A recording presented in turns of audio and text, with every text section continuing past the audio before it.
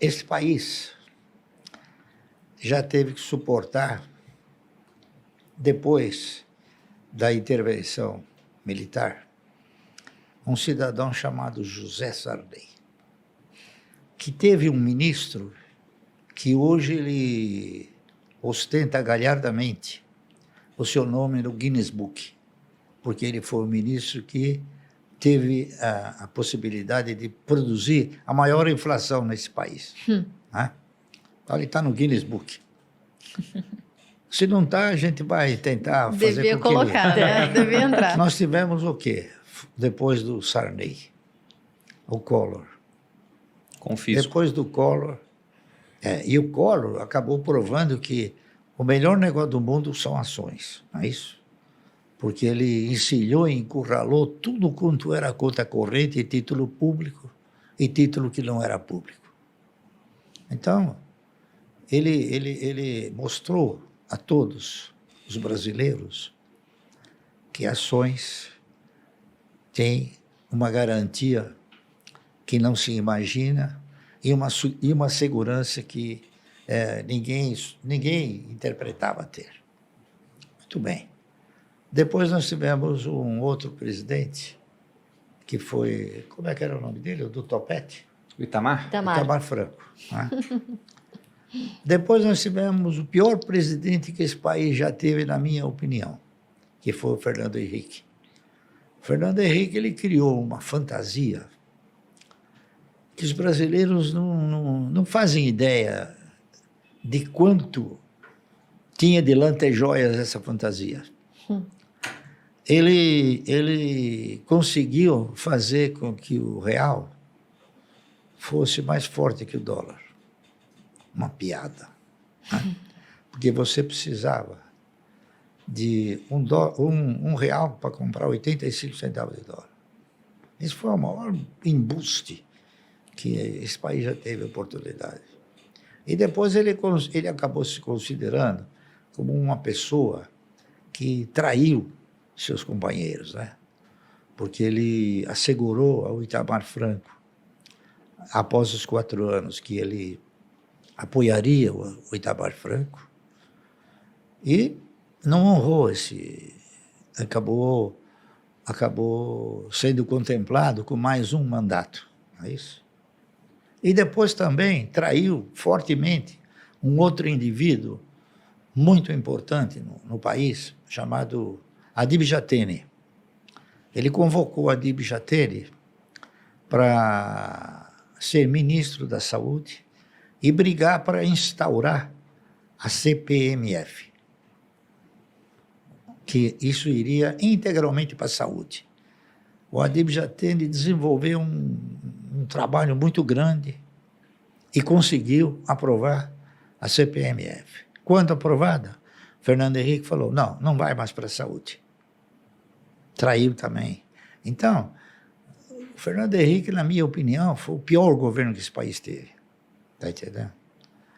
Aí depois vieram os outros. Veio quem? Veio Lula. Né?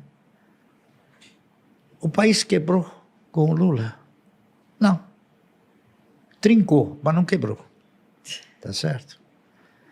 Talvez o Lula tenha sido a figura mais proeminente em termos de surrupiar recursos, não é isso? Sempre com aquela fantasiosa desculpa de falar, eu não sabia. Esse foi sempre o mote dele. Né? Aí veio a Dilma, mais 6 anos. O país suportou isso. Então você veja uma coisa interessante. Aí veio o Bolsonaro, não é isso? O Bolsonaro tentou mudar um pouco as feições estratégicas do país. O Lula sempre implementou uma política de caráter social. Está correto? Essa política de caráter social sempre teve o condão de tirar recursos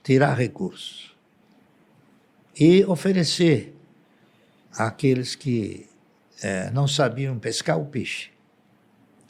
Então, uma política estratégica de cunho social, não de cunho econômico. Está entendendo? Muito bem, o Bolsonaro tentou alterar essa estratégia para o cunho econômico. Só que, num determinado momento, ele chegou na conclusão que ele somente conseguiria se reeleger se ele optasse também pelo populismo.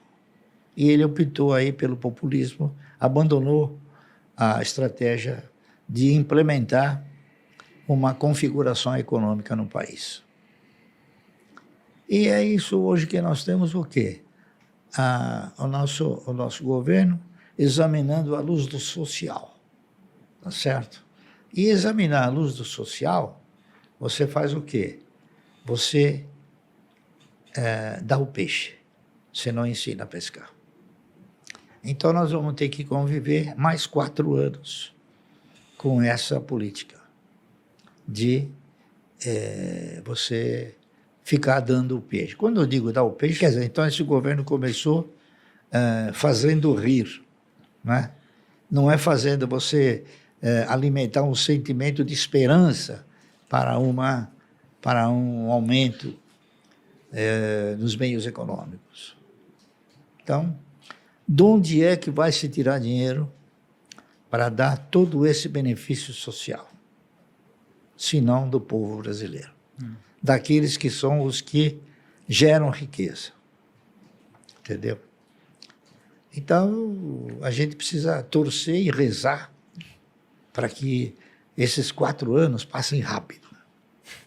Eu ia dizer, então, estamos lascados. Tá certo? Uma perspectiva otimista. Não, eu tenho uma perspectiva realista, na minha sim. opinião. Não, tá Tá certo. Eu entendendo? concordo. Tá bem. Porque você veja bem, você pega quais são os acenos que você tem em termos de economia. Os juros altíssimos, a inflação alta, está entendendo? Então, o povo perdeu o poder aquisitivo. E na razão direta que a inflação ela se acentua, você perde mais poder aquisitivo. Nós temos também uma outra falácia por parte dos nossos governantes, de que esse país aqui é um país que tem uma má distribuição de renda. Só que eles se esquecem que são eles que determinam essa distribuição de renda. Quando eles têm que aumentar o salário mínimo, é 3%. Quando tem que aumentar o salário deles, é 50%. Então, ao longo do tempo, essa diferença vai se acentuando. Está correto? Então, a gente tem que tentar se prevenir disso. E como? Né? Essa é a pergunta do Como? milhão. Então, aí é que vem você estudar e investir os seus recursos na geração de riqueza. Porque o governo não interpreta a geração de riqueza como um fator de estímulo à economia. Ele tem o quê? Ele tem o fundamento básico de social. Tanto é fato que hoje já ele interpreta e anuncia que ele não vai respeitar mais os orçamentos. Não é isso? Então, tudo isso você vê como fatores negativos, não é isso? Não, sem dúvida. Então, eu olho para esses fatores e falo, vou continuar direcionando meus recursos para gestores competentes e não para gestores incompetentes, como é o governo.